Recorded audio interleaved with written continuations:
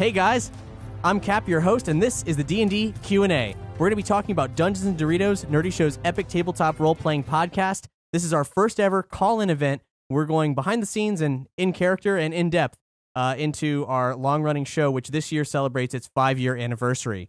Let me introduce who we have with us here. Like I said, I'm Cap, the host, but I also play Jamela Dahl Egbert III, Mistress of the Steam Tunnels, on the show. With me is our Game Master Ruel. Hello, I'm Ruel. I'm the Game Master. And for the first time ever, Ryan McQuinn, the composer of D&D's score. Hi, pleased to meet you. And online, we got Colin, who plays Barty and edits the show. Yep, among other things. And also Kyle, who plays Deen the Mighty. That's me. Hey, guys. All right, so this is a live call-in show. We got a number you can call into, as well as a Skype name. So we're gonna take some calls, and I guess we may even have a call ready to go right now. Momentarily, I know there's been some people calling in before we even started the broadcast. So, how are they able to be watching this right now? How are they watching? How are they watching this? Well, it's on Google Hangouts. There's a post on nerdyshow.com. In theory, if you're seeing me saying this to you now, that will. I mean, you'll already know you're here. You're doing this. That's really vague. That's very circular as well. Well, okay. Well, we'll take some questions from the forums right now while we're waiting for a call. This one is from Armadon, and it goes to Ruel. He wants to know, in GMing, have you ever created no-win situations that the players have challenged to the extent that you're forced to revamp the situation to make it winnable? Every situation I create doesn't really have a win objective to it. These are events that are just going to happen. So the no win portion of it, to me, there really is no win. It's more fun to me that they try and figure out a way of resolving a situation or a problem without me having already predetermined that.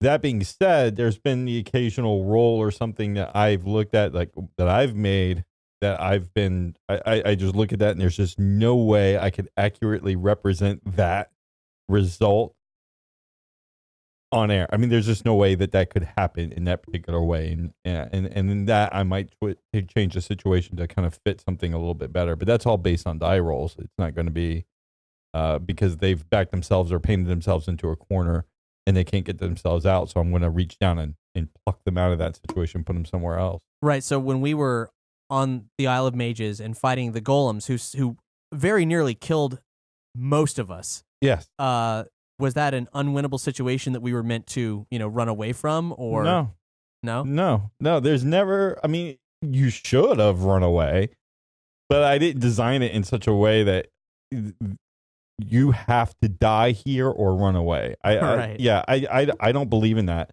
I think you just kind of throw things at people and they'll figure a way out of it. Especially after Chair got hit, everybody looked and was like, "Oh damn, we can't get out of that." And they realized, okay, we got to do this in a different way. But as far as I'm concerned, there's always a way of winning. I'm just not going to tell you what it is, and I'm kind of curious to see how you figure out your way around it. I mean, I constantly forget that we have like soften earth spells, right? And like I sometimes I look at the way the players come about with their resolution. I'm like, damn, I wish I had thought of that before I designed this encounter. But I don't really I don't think that far ahead of myself. I think I'm gonna paint a really horrible picture and let's find out what happens. This is what's happening. Deal with it. Right. Yeah. Zen mode. Mm-hmm. Hey there, we got a call coming in. I believe it's Jerry. Yeah, speaking. How you guys doing? Doing really good, man. You're the first caller. Holy shit, really? You hit the jackpot, Tiger.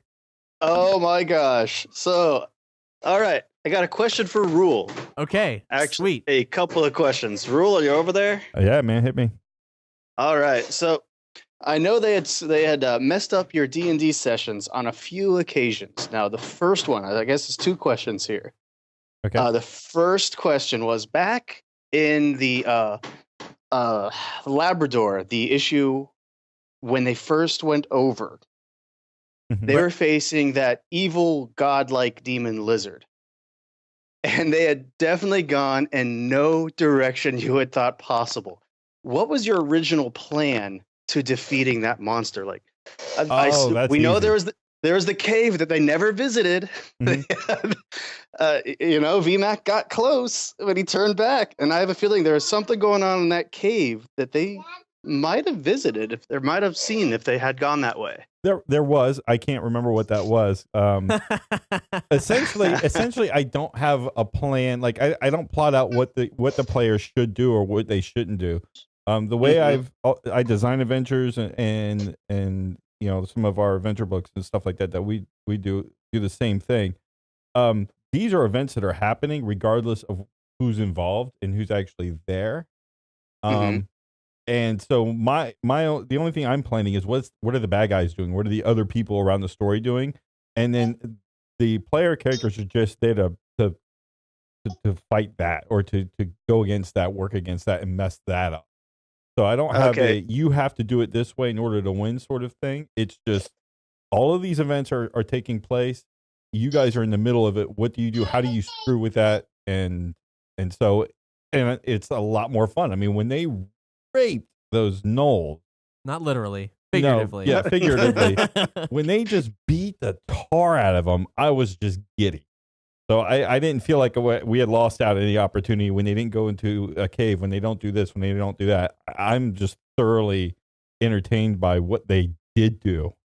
Exactly. Like, well, shrinking, it came out of no, and I loved that. Yeah, it actually it was beautiful how, just kind of exactly caught up with what they were doing and then just said, okay, this is what would happen at that kind. So I think you handled that wonderfully. Thank you.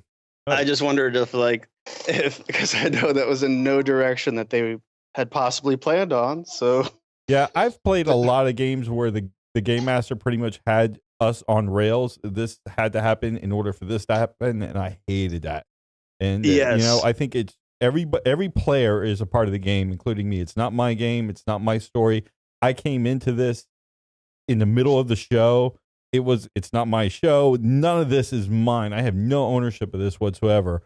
I'm here to have fun with you guys, and so this is my idea of what's happening in the world around you. So bake a cake or cut off heads. I don't care. I just want to see you do it and have fun doing it. Man, I should really. I would love to see them bake a cake. Yeah, I should try to bake a cake. Screwed that up already, didn't I? So what did that answer that? Yeah, that's actually answers that question. The other question was, I know that you had planned on either Team A or Team B, either defeating one or the other, and they allied, which was creative. But what was, and I know there was a support perk, and I don't want to ruin any spoilers for anyone who may have not picked up on that support perk.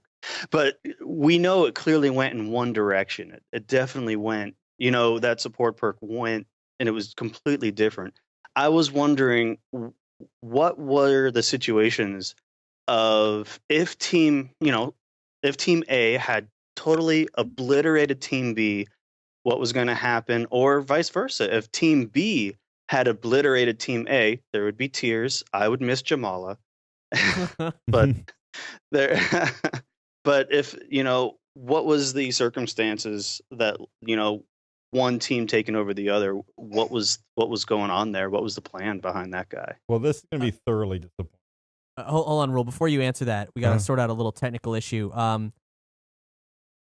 Jerry. Hey, how are you? We're good. Okay, we got everything straightened out. So, Ruel, cool. Ruel was just about to answer your question. For those just tuning in, he was asking us basically what would have happened when Team A met Team B and one side or the other did not make it out alive. What would we have done? And I'm going to disappoint you by saying we have no idea. We kind of, I personally stressed out a little bit about it. But I thought it was just too nice of a situation to just pass up, and we just had to see what happened.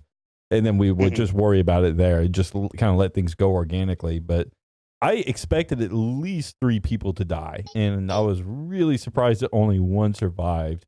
And I did not really want Or them to only make. one died. Yeah, Right. Yeah, only one died. Yeah, that was kind of disappointing because I thought with this big climactic clash, Mhm. you know, and I really didn't want the team to come together like they did, but I'm not going to stop it. But to me, that just seemed too, Marvel versus DC or something, like the Avengers versus the Justice League. But at the end, they all make friends and save the world together. That's Yeah. what. Yeah. So, but I think it happened the way it did because it had to happen the way it did, and I think everybody played their parts right. And at the end of the day, it seemed like a fun story anyway. So It was. It was a great ending. I thoroughly enjoyed it. yeah, it was a bit of a nail biter. Yeah, on our end. absolutely. It came down to a major climax. Mhm. I just recall that I know in the perk, it was just a little different. So I was wondering, like, what was going on? Why? Because it was the perk was very different. Yeah, well, And I liked both stories. They were both great. the episode 25 that never happened, which is the full non-canonical Dungeons and Doritos support perk you get for supporting the show. It's basically an extended narrative of what happened if the two teams just cooperated a bit more, and the drama that would have been there, and sort of just if they'd gone a different path in Tole. And fortunately, no one things. It was really bleak, but no one died. It was just kind of a bunch of stupid battles that were not. They were not the final battle. They were not the clash with the Man in Black. We're just treading water basically. So we went back to the drawing board. I remember that. Yeah, we were just kind of like, yeah, no, that's not how that should happen. And we went outside. Yeah, we picked a fight we shouldn't have, and got stuck in an episode's worth of battles that went nowhere. Yes, that was essentially it. And again, it goes back to that. I'm just going to let things happen the way they happen. I'm not going to railroad you into it. But if you're going to go down a rabbit hole, then you're going to meet rabbits. And I'm not going to change. I'm not going to change it just because you screwed up. That's not my fault. I still want to see what happens. So and then but yeah, at some point we just gotta say, okay, this is really not going anywhere, and people want to see something happen. So, and emotionally speaking, from the other side of the card, there, we didn't, when we created the B team, we wanted to face adversaries who were player characters. We wanted it to really mean something, and that was really the only intention that we had going into that. And they were the good guys, right? And yeah, and we had to establish they were the good guys. Yeah. And we had a bunch of different. Because we when we recorded that episode 10, like the finale of book 1, and we mentioned that there were silhouettes in the distance. Like, that was an idea that Mike and Ruel and I had been kicking around for a while. Like, we should set something up where we'll meet some characters later on, and they'll be chasing us. And we didn't know that we were going to come back in time and all that and meet them exactly then. We had no clue. We just thought we'll set something up so down the road we'll keep an eye out. We'll find some people who would make a good team for us to fight. And we didn't really, we didn't want anybody to die. We just accepted that there was a chance that it could happen. Yeah, I remember the Facebook post of, "Oh, good Lord, somebody just died," and I was one of those people who thought, "Oh no, not Barty." Oh, you were one of both of them. He's such a glass cannon, That's He's fun. Yeah. So I thought I was one of the people that thought, "Oh no, that's Barty." Sorry, Barty. It's kind of it's a shame that we lost Krath. In a lot of ways, because Krath was a character who was set up to be the one who knew the party from before, and we're going to see that explored in the comics a little bit, which was what Mike and I had planned for quite some time. But Mike had this idea that Mazarau could be this character, like the idea of bringing Mazarau in a role where he could return to the show not as a game master, and that it would somehow retroactively explain some of the eccentricities of Chair's character, like his class and other things that didn't really make sense in the long run. and that he could tie it back in with Mazarao as a player character, kind of commenting on the transition in a lot of ways. I know what I've just said is kind of confusing, but that was sense. Yeah. In print. Yeah, I'm sure. I was just thinking the same thing. It'll make more sense as we read it, I'm sure. Yeah. But yeah, it will. Sorry, I've basically it's a bunch of I wish the comic was done and out, but it will be, and because there's prequel stories to be told and secret origins that are not particularly significant but interesting. Very interesting. And there's a couple secret origins that I really want to be public, but I'm kind of curious what you're referring to specifically, but I guess we can't say. Yeah. Yeah. Thank you for thanks, the questions. That was fun. Oh, hey, my pleasure. Thank you guys for holding this. That's awesome. Next. Yeah. By the way, Jerry, we're moving on. Have a good night, man. We'll talk to you soon.